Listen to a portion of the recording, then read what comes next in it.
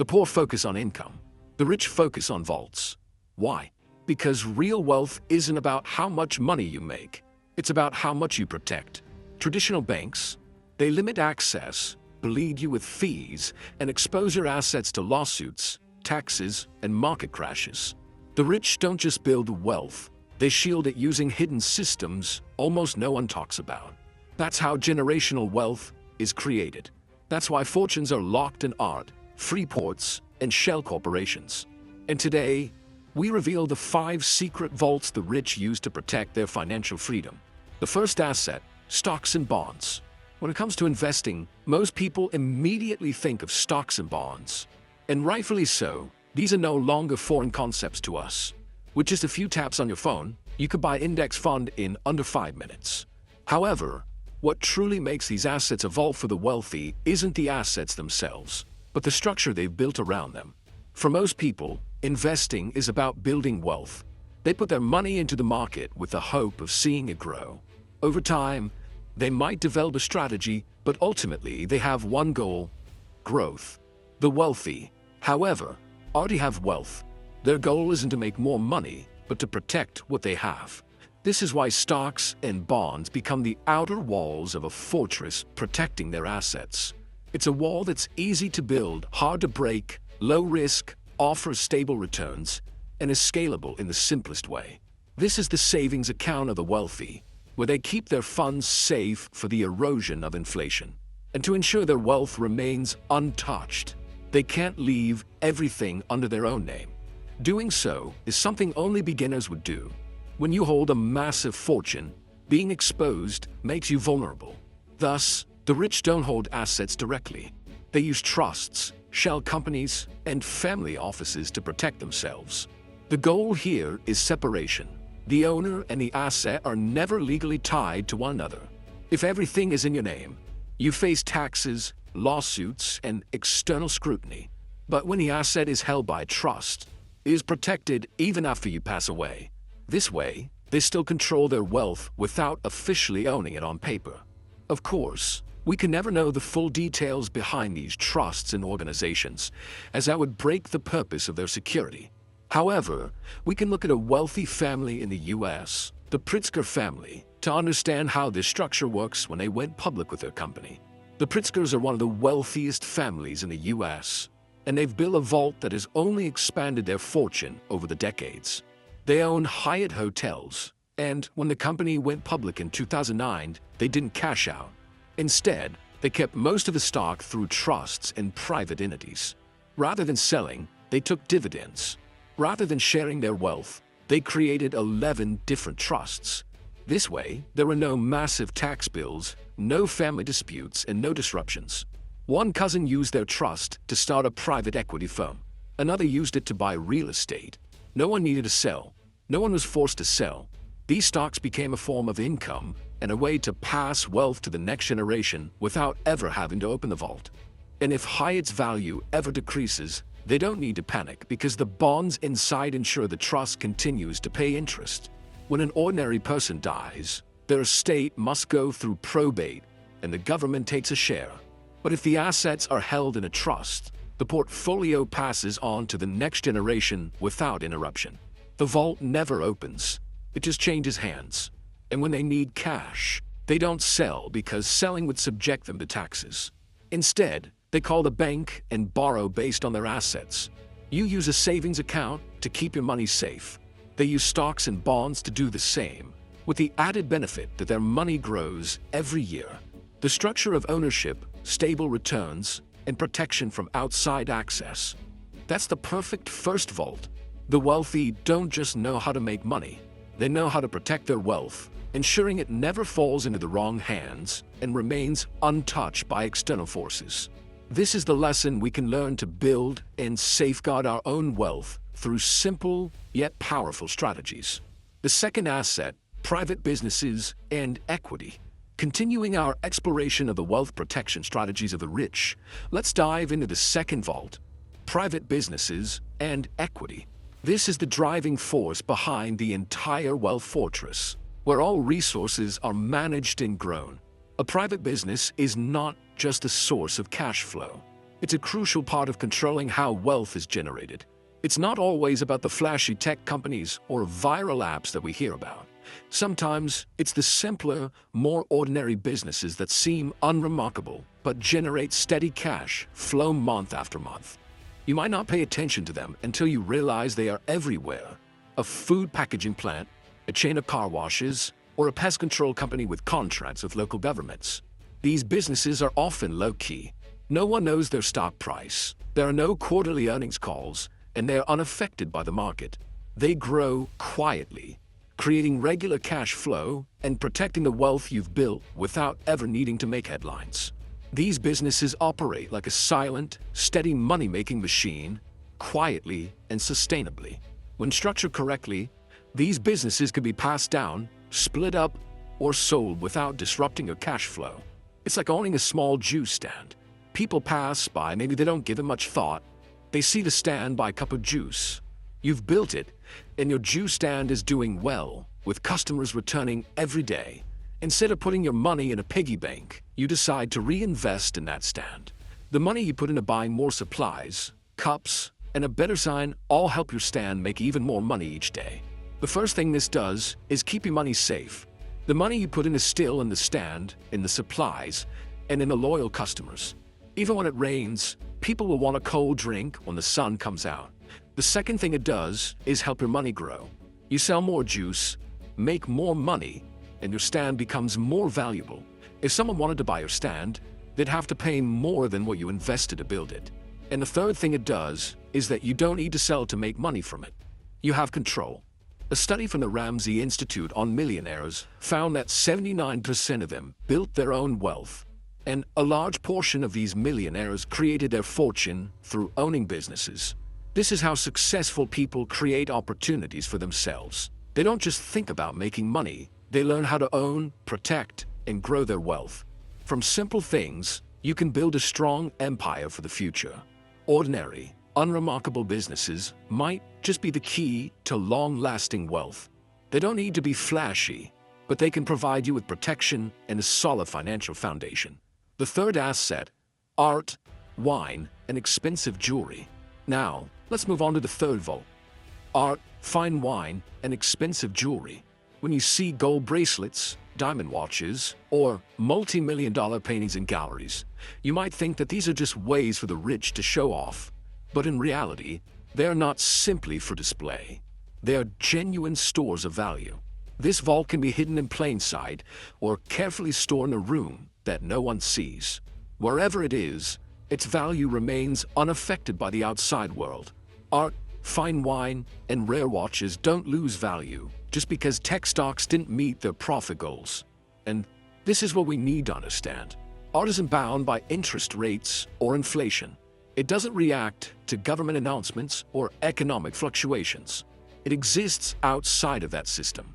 And because the art market is largely controlled by the ultra-wealthy, it follows entirely different rules. When the economy falters, they don't panic and start liquidating assets. In fact, that's when they acquire more. While art is considered a non-liquid asset, you can still use it to generate cash flow. If you own a painting worth $2 million, you can go to a private bank and use that painting as collateral to borrow money. You'll have cash without touching the artwork itself. It will continue to appreciate, and you'll have access to that money. This is exactly what happened with Emily Rales.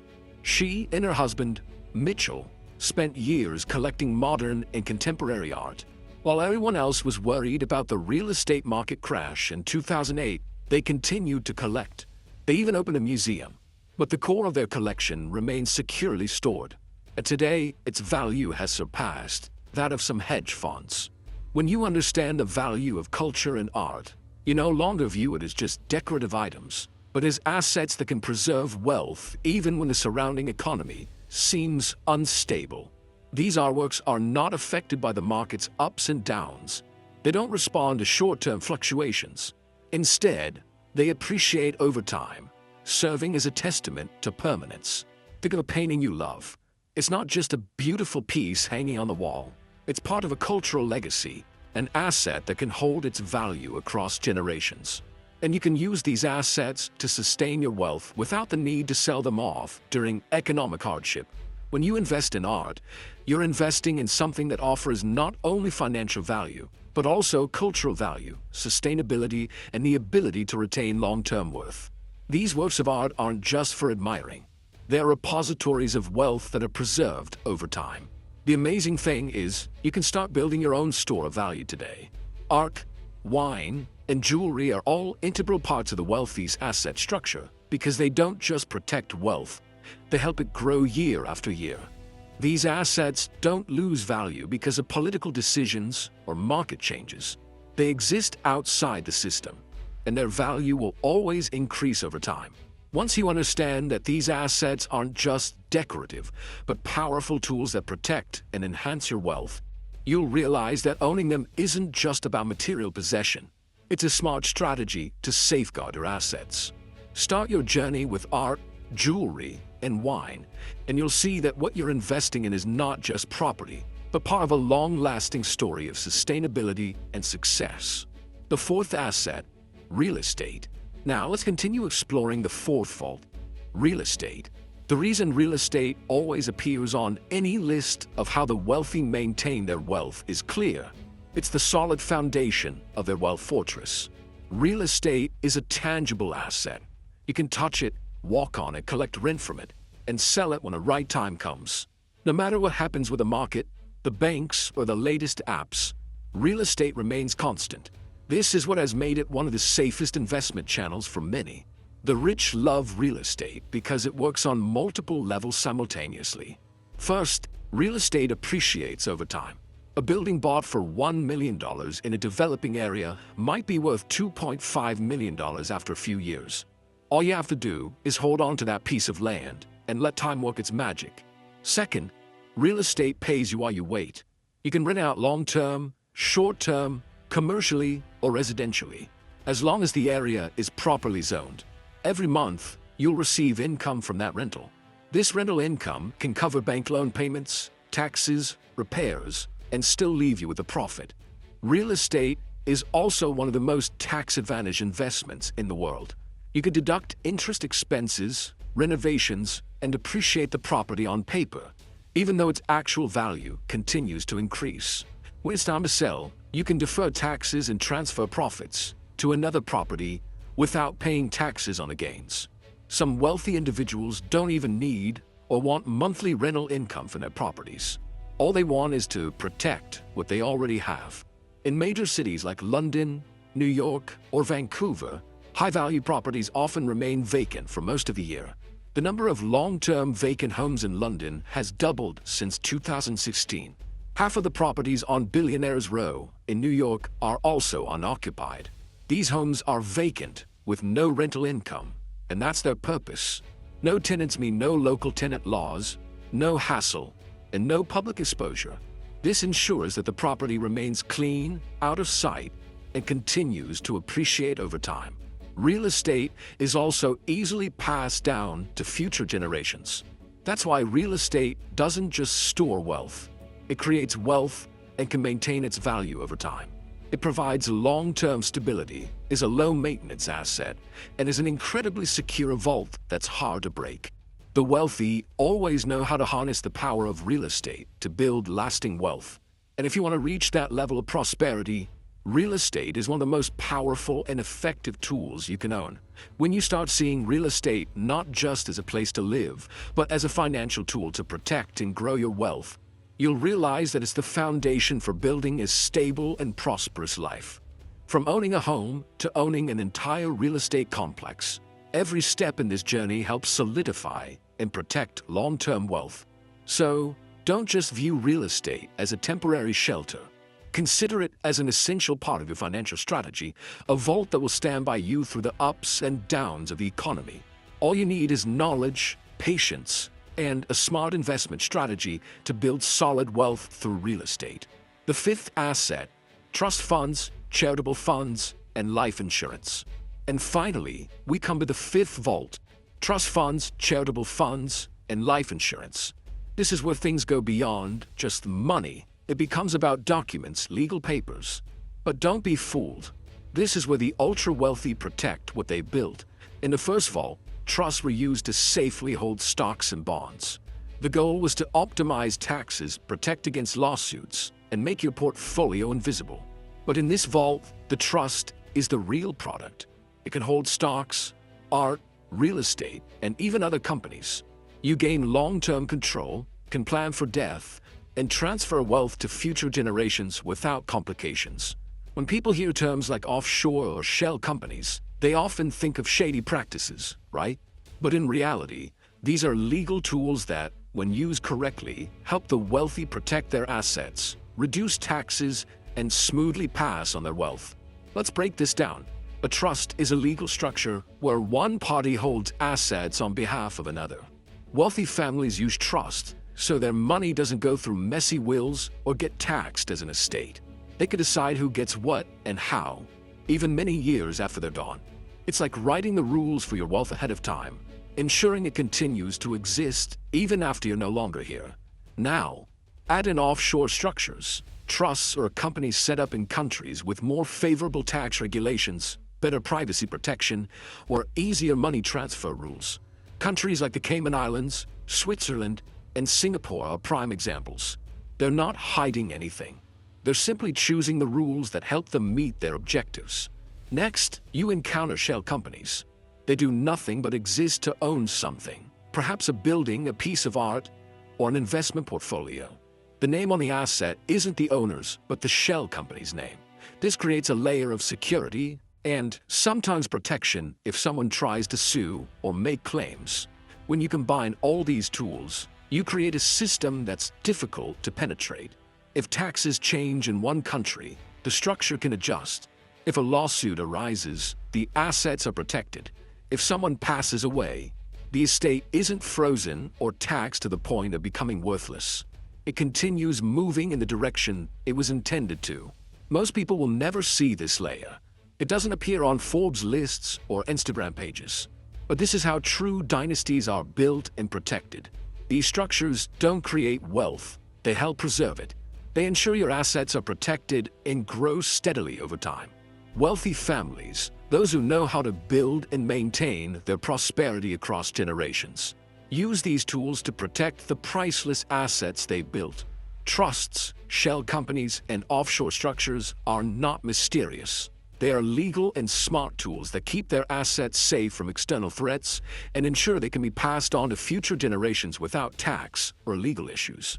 This is why the wealthy don't just build wealth. They know how to protect and transfer it to the next generation without leaving any gaps. So, when you look at structures like trusts or shell companies, understand that they're not secrets. They are tools that help you protect your wealth and grow its value over time. This is the key to keeping your assets undivided, safe from harm, and enduring for generations, like an invisible but incredibly powerful vault. And ultimately, when you understand how these tools work, you'll realize that building a solid financial system isn't just about making money. It's about protecting, maintaining, and passing on wealth to future generations. The sixth asset, intellectual property. When people think of assets, they most immediately picture cash, real estate, or stocks. But there's one type of asset, rarely talked about, that holds immense power, especially among the ultra-wealthy. It's intellectual property, IP. In a world where ideas can be turned into income, owning intellectual property is like owning an invisible money printing machine. The wealthy understand this deeply. They don't just own things you can touch. They own things others want to use but can't physically hold. Copyrights, patents, trademarks, personal likenesses, and creative works. These invisible assets generate steady, passive income for decades. Just look at the examples. George Lucas didn't sell off the rights to Star Wars when it first launched. He held on to the IP and eventually sold it to Disney for over $4 billion. J.K. Rowling still earns millions every year from the Harry Potter franchise, more than 2 decades after the books were first published, thanks to royalties from books, films, theme parks, and merchandise. In pharmaceuticals, major corporations don't just make medicine. They own the patents and license them to hundreds of companies globally, collecting billions in royalties each year. This income stream isn't tied to the stock market, isn't affected by interest rates, and can't easily be seized, especially with the right legal structures. What makes intellectual property a true vault of wealth is its sustainability and scalability. Create value once, and it can be replicated endlessly without needing to be remade. A book, a song, an invention. They can keep earning for you while you sleep, or even after you passed away. And when these assets are placed in trusts, you can ensure they're passed down securely to future generations, bypassing estate taxes and legal disruptions. Here's the key. You don't have to be a billionaire to start building this vault. Write a book and publish it through Amazon KDP. If you have specialized knowledge, turn it into a course and license it to educational platforms. If you're an entrepreneur, protect your brand, copyright your designs, or patent your unique processes. Tools like LegalZoom, Rocket Lawyer, or official sites like USPTO.gov make this process accessible, even for everyday creators.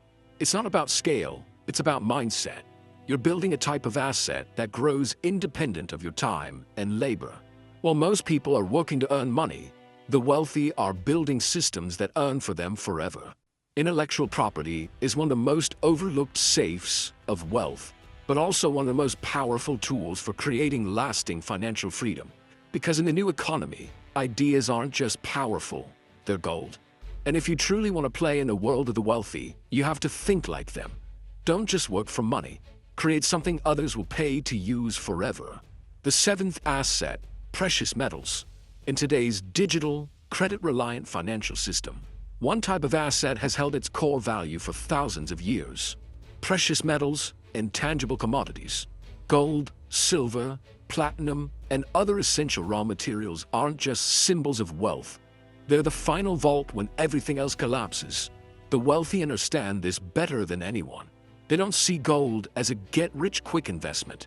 They see it as an unshakable foundation, an insurance policy against global financial instability. Throughout times of crisis, from a 2008 financial meltdown to the SVB banking collapse in 2023, precious metals have always proven to be a safe haven. Gold doesn't need Wi-Fi. It can't be hacked. It won't vanish with a malware attack.